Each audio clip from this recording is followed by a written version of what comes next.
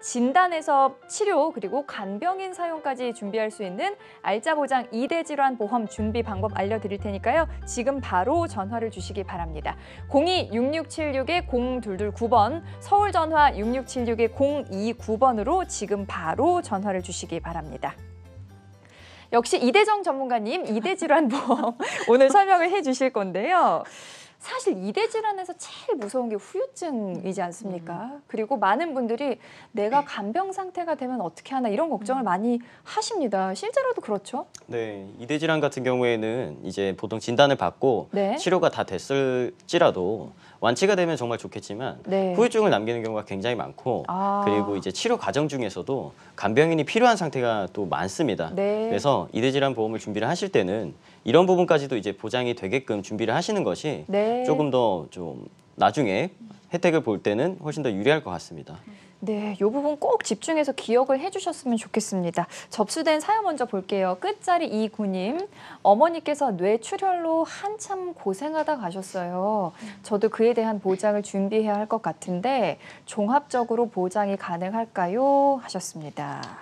어머니께서 이렇게 오래 고생하시는 걸 보셨기 때문에 보험 준비에 더 좀 집중을 하고 계신 것 같습니다. 일단은 가족력이 네. 있으시면 훨씬 더 걱정이 많이 되는 게 솔직히 사실이잖아요. 네. 그래서 혈관 질환에 대해서 어머니께서 뇌출혈로 이렇게 고생하셨다가 네. 안타깝게 되셨지만 그래서 아무래도 더 2대 질환에 대해서 걱정이 많이 되실 것 같아요. 네. 걱정하지 마시고 일단은 비갱신형으로 준비가 가능하기 때문에 예시를 네. 좀 보여드릴게요. 그 전에 2대 질환 보험을 준비를 하실 때 네. 치료 과정에 대해서 조금 더 생각하시면 훨씬 더 준비를 하실 때 도움이 많이 되실 것 같아요. 네. 보통 뭐 혈관 질환에 대해서 진단을 받게 되고 네. 그리고 진단 받고 난 이후에는 이제 치료가 들어가잖아요. 네. 뭐 시술이나 수술이나 아니면은 뭐 약물 치료 이런 부분이 이후에는 뭐 통원, 입원 하시면서 치료를 받으실 거고 그 이후에는 이제 후유장애가 남았을 경우 아니면 간병인이 필요할 경우 이렇게 해서 토탈적으로 이런 과정을 생각해 보시면서 준비를 하시면 좋을 것 같아요. 네. 그래서 현재는 52세 여성이지만 비갱신형으로 100세 만기 2대 질환 보험으로 준비를 하실 수가 있다라고 생각하시면서 예시를 볼게요. 네. 그래서 앞서서 제가 치료 과정에 대해서 말씀을 드렸잖아요. 네. 그래서 과정 따라서 제가 설계 예시를 좀 보여드릴게요. 네, 첫 번째는 일단 진단을 받게 되잖아요. 진단을 받게 되면 가장 범위가 넓은 게 뭐죠? 저희가 항상 강조해드리는 뇌혈관 질환 진단비나 네. 이제 허혈성 심장 질환 진단비잖아요. 네. 근데 요즘에는 이제 허혈성 심장 질환 진단비보다 더 범위가 넓어진 심장 질환 진단비가 생겼어요. 바로 6번, 7번에 해당되는 겁니다. 네. 그래서 여기에는 기존의 허혈성 심장 질환 진단비에서 추가적으로 심부전증이나 뭐 빈맥 이런 부분까지도 더 보장이 가능하기 때문에 네. 가장 범위가 넓다고 보시면 됩니다. 네. 그래서 특히 5번 같은 이제 뇌혈관 질환 진단비나 이런 심장 질환 진단비 같은 경우에는 보장 범위가 넓고 너무 좋다 보니까 보험회사 입장에서 솔직하게 많이 가입을 시킬 수가 없어요.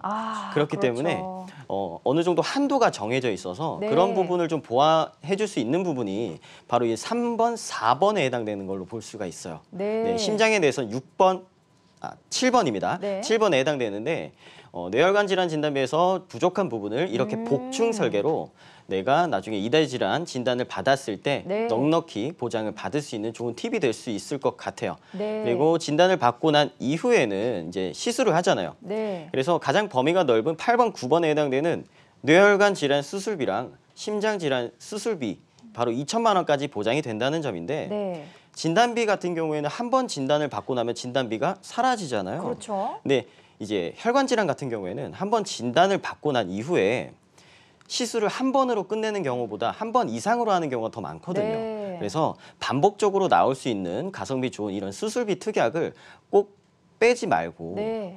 빼지 말고 준비를 하시는 것이 좋을 것 같아요. 네. 그래서 뭐 예를 들어서 스텐트 삽입 시술을 하셨다라고 네. 하시면 9번에 해당되는 2천만 원이 지급이 될 거고요. 뭐 또 2년 이후에 2년 뒤에 또 네. 스텐트 삽입 시술 한 번 더 했다 네. 하면 또 2천만 원이 지급이 되는 부분이라서 꼭 놓치지 않는 것이 중요할 것 같습니다. 네. 그리고 이런 시술이나 할 때 집에서 하지 않고 병원 가서 하잖아요. 그렇죠. 그럼 병원 갈 때도 입원해서 하거나 아니면 통원하셔서 이제 치료를 받으시는데 네. 이런 입원 일당이나 통원 일당도 같이 이제는 준비를 하실 수 있다라는 점을 참고로 해주시면 좋을 것 같습니다. 네. 근데 이제 질병 입원 일당 같은 경우에는 보험으로 준비하기에는 보험료가 어느 정도 좀 부담이 있어요. 그렇죠. 그래서 가성비 안 좋다고 하잖아요. 네, 부담이 좀 있기 때문에 이대 질환에 대해서 좀 걱정이 더 되시는 분들은 이렇게 뇌혈관 질환 입원 일당이라고 앞에 뇌혈관이라고 명시가 되어 있어요. 아. 그래서 이대 질환에 대해서 입원을 했을 때 일당이 지급하는 부분이라서 네. 보험료 부분에서는 훨씬 더 가성비가 좋다라고 할 수가 있습니다. 네. 그래서 걱정이 되시는 분들은 이렇게 설계하시는 것도 굉장히 도움이 많이 되실 것 같아요. 네. 그리고 이제 시술한 이후에 완치가 되면 좋겠지만 네, 마찬가지로 허혈성리에 대해서도 마찬가지예요. 네. 시술한 이후에 완치가 되면 좋겠지만 이제 나중에 간병인이 필요한 상태가 될 수가 있습니다. 네. 네. 치료 도중에 네. 그러면 이제 지금 19번, 20번에 해당되는 간병인 사용 질병 입원 일당이라는 게 있어요. 네. 이게 뭐냐면 간병인을 사용한 일수마다 네. 정해진 금액이 지급이 됩니다. 아. 네. 옆에 보시면은 19번에 해당되는 네. 10만 원 네. 그리고 20번은 3만 원. 요 차이점은 요양병원인지 아닌지 네. 차이입니다. 그래서 간병인을 나중에 사용을 했을 때에도 어느 정도 간병인을 부르게 되면 솔직히 비용적인 부담이 고려 안 할 수가 없습니다. 그렇죠. 네, 그래서 이런 보험에서도 10만 원은 어느 정도 보장을 받을 수 있기 때문에 네. 나중에 도움이 많이 되실 것 같아요. 그래서 아. 이런 부분도 놓치지 않고 챙겨주시는 것이 좋고요. 네. 그리고 21번에 간호간병 통합 서비스 사용 질병 입원 일당 말도 네. 되게 긴데요. 뭔가요, 이건? 네, 이 간호간병이라는 거는 네. 보통 이제 전문 간호사가 네. 1대1로 케어는 아니지만 보통 한 명이 5명에서 6명 정도 이렇게 간병을 한다고 합니다. 그래서 간호간병 같은 경우에는 꼭 간호간병이 필요한 병실이 있고 네. 그리고 모든 병실이 또 해당되는 건 아니거든요. 네. 그래서 간병인 이런 보장을 준비를 하실 때는 네. 간호 간병 통합 서비스 사용 질병 입원 일당도 같이 준비를 하시는 것이 네. 보장의 공백을 조금은 메꿀 수 있는 방법이 될 수 있을 것 같아요. 오. 그리고 마지막으로 이제 후유 장애가 남았을 때가 네. 되겠죠. 후유 장애 남았을 때도 가장 범위가 넓은 저희가 말씀드리는 3% 네. 숫자 3을 기억하라고 말씀드렸는데 네. 예를 들자면 이제 뇌혈관에 대해서 후유증이 만약에 편마비가 왔다 한쪽이 마비가 발생하는 많이 경험하시죠. 네. 네. 그렇게 됐을 때 보통 후유 장애가 네. 20에서 한 40% 정도라고 합니다. 아. 그렇게 되면 질병 후유 장애 2번에 해당되는 3% 가장 범위가 넓기 때문에 네. 여기에 속하게 되겠죠. 네. 근데 3을 왜 강조를 하게 되면 네. 20에서 40이라고 했잖아요. 네. 그러면 질병 후유 장애 50%로 준비하게 되면 보장을 못 받는 상황이 나오는 겁니다. 네. 그래서 보장 범위가 가장 넓은 질병 후유 장애 3%로 준비를 하는 것이 가장 중요하지만 네. 그만큼 보험료 부담이 있을 수가 있어요. 그렇죠. 그래서 100세 보험이지만 네. 이렇게 2번에 해당되는 90세 만기로 조금은 낮춰서 어느 정도 가성비 좋게 꾸릴 수가 있다라고 보시면 좋을 것 같습니다. 네. 그리고 전문가님 지금 질병 후유장애 3% 이상 1,000만 원이 지금 준비가 돼 있지 않습니까? 만약에 편마비가 돼서 40%가 나왔다면 400만 원을 받잖아요. 그럼 나머지 600만 원이 지금 남게 되는 건가요? 그렇게 네. 되지 않겠죠. 네, 그렇게 되지 않겠죠. 아. 사라지지가 않습니다. 아, 이 1,000만 1,000만 원 원이라는 그대로요? 거는 네, 아. 그대로 남아 있기 때문에 네. 어떻게 보면 반복적으로 지급이 가능한 진단비라고도 불리는 네. 4대 이런 진단비라고도 불리고 있습니다. 아. 그래서 아까 20에서 40%에 해당되면 1,000만 원에 20에서 40이면 200에서 400만 원 네. 진단금이 추가적으로 나오는 거겠죠. 그렇죠. 네, 그래서 그럼에도 불구하고 1,000만 원이 줄어들지는 않습니다. 아. 그래서 이 부분을 좀 기억하셨다가 네. 나중에 후유장애도 준비를 하실 때 도움이 좀 되셨으면 좋을 것 같습니다. 네, 이대 질환 보험을 얘기할 때 사실은 많은 분들이 뭐 진단비만 생각을 하세요. 뇌혈관 질환, 뭐 심장 질환 이렇게 생각을 하시는데 방금 이대정 전문가께서 짚어주신 것처럼 질병 후유 장애 3% 이상 요 담보도 꼭 좀 준비를 하셨으면 좋겠습니다. 전문가님, 저는 또 그게 궁금하더라고요. 아까 간병인 사용 질병 입원 일당 이렇게 설명을 해주셨는데 지금 10만 원씩 나온다 하셨어요. 혹시 기존에 있었던 간병인을 직접 지원을 받는 또 그 일당이 있지 않습니까? 어떻게 다른 거죠? 이게 간병인이라는 용어가 들어가기 때문에 네. 동일하게 보시는 분들도 많이 계실 텐데 네. 철저하게 다릅니다. 그래서 아. 중간에 지원이 들어가느냐, 네. 사용이 들어가느냐 이 차이인데 쉽게 말씀드리면 기존에 이제 간병인 지원 일당은 네. 간병인을 지원 말 그대로 간병인을 불러주는 보험입니다. 네. 그래서 추가적인 비용이 발생하지 않고 네. 간병인 사용 질병 입원 일당은 이제 간병인을 사용한 일수대로 네. 가입한 금액 여기 해당되는 10만 원이 되겠죠. 네. 10만 원을 지급을 해주는 거예요. 그래서 5일 동안 간병인을 사용을 했으면 네. 50만 원이 지급이 되고 차액은 어느 정도 부담을 해야 된다는 그래서 아. 나중에 부담할 때 대부분의 보장을 받기 때문에 좀 부담이 줄 수 있다라는 네. 점이 좀 차이점인 것 같습니다. 네, 사실 간병인 지원 일당은 늘 3년 갱신 이렇게 짧은 갱신주이기 때문에 많은 분들이 부담을 가지셨잖아요. 근데 어쩔 수가 없었던 게 인건비라는 게 언제 얼마나 오를지 모르기 때문에 3년 갱신형으로밖에 준비할 수 없었는데 사실 이 간병인 사용 입원 일당은 10만 원 정해진 정액이 나오니까 20년 이렇게 갱신으로 긴 주기를 준비할 수 있지 않습니까? 이 부분도 유리하다는 거 꼭 기억을 해주셨으면 좋겠습니다. 자, 혹시 더해주실 말씀 있으실까요, 전문가님?